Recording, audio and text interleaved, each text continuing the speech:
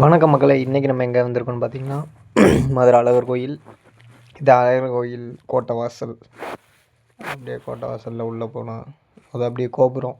இது கருப்பசாமி கோயிலும் இங்கே தான் இருக்குது. இது புறமே கோட்டை வாசல்.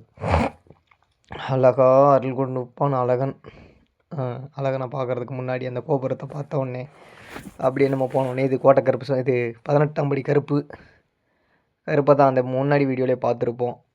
அப்படியே சுற்றி அந்த கோபுர அழகையும் அந்த இயற்கையையும் அந்த வர்ணிச்சிருக்காங்க. அவர் எப்படியெல்லாம் செதுக்கியிருக்காங்க, அந்த காலத்தில் கட்டியிருக்காங்க.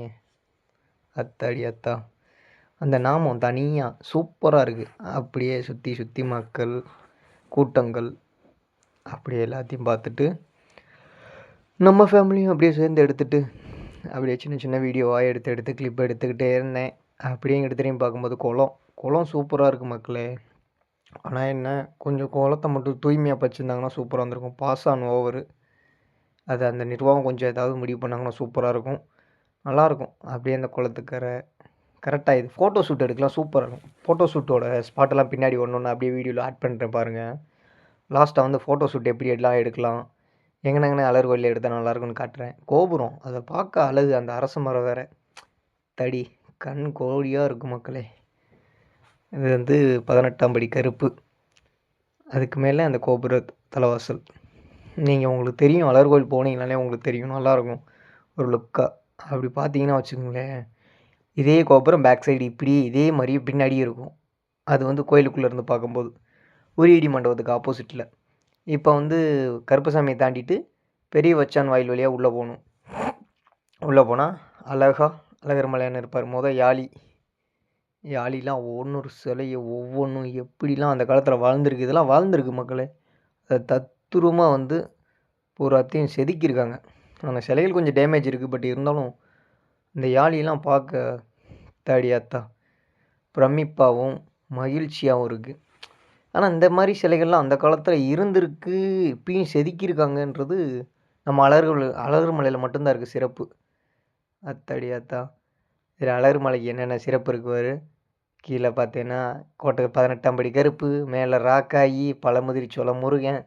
எப்படா எல்லாமே ஒன்றா வேற மாதிரி மக்களே. ஆனால் நம்ம அழகர் மலையில் மட்டும் இருக்க சிறப்பு இது. கண்டிப்பாக நம்ம மதுரையில் முருகன் இருக்கார், அழகர் இருக்கார், இத்தனை ராக்காயி இருக்கா அத்தா, வேற மாதிரி மக்களே. உங்களோட குறைநிறைகள்லாம் வந்து இந்த 18ஆம் படி கருப்புட்ட ஒப்பிச்சுட்டு போங்க, அவர் பார்த்துக்குவாருன்னு சொல்லியிருக்காங்க. அப்படியே முன்னாடி வந்தால் கிருஷ்ணர் இருக்கார். காளையுடன் கிருஷ்ணர் சூப்பராக இருக்கார். உரியடி மண்டபத்துக்கு ஆப்போசிட்டில் இருக்கும் கரெக்டாக அந்த கிருஷ்ணர் சிலை. பழைய சிலையை எடுத்துகிட்டு இப்போ புது சிலை வச்சுருக்காங்க. சிலை பார்க்க சூப்பராக இருக்குது கீழே. அதே மாதிரி இங்கிட்டிருந்து பார்க்கும்போது கோபுரம் ஒரே மாதிரியே இருக்கும். இந்த கோபுரத்தோட அழகை பாருங்கள் எப்படி மக்களே, முன்னாடி பின்னாடி ஒரே மாதிரியே இருக்குது கோபுரம். இதெல்லாம் ஃபோட்டோ ஷூட்டான ஸ்பாட்டு. எப்படின்னா கரெக்டாக நம்ம கோபுரத்துக்கு ஆப்போசிட்டில் லெஃப்ட் சைடில் இருந்து எடுத்தோம்னா கருப்பசாமி கோயிலுக்கு ஆப்போசிட்டில் இடிஞ்ச மண்டபத்துக்கிட்ட ஃபோட்டோ ஷூட் எடுக்கலாம். ட்ரெடிஷ்னலாக சூப்பராக இருக்கும். வெட்டிங் ஃபோட்டோ ஷூட் எடுக்க சூப்பரான ஸ்பாட்டு. ப்ளஸ் இந்த கோபுரம் குளத்துக்கரைக்கு ஆப்போசிட்டில் இருந்து எடுத்தால் அந்த கோபுரம் தெரிகிற மாதிரி சூப்பராக ஃபோட்டோ எடுக்கலாம். அப்புறம் என்ன பண்ணலாம்னா கரெக்டாக கோயிலுக்குள்ளே போகும்போது லெஃப்ட் சைடு அந்த காட்டு பகுதியில் மேலே ரக்காய் வேல் போகிற பாதையில் சூப்பராக இருக்கும். ஃபோட்டோனா இதாண்டா ஃபோட்டோ.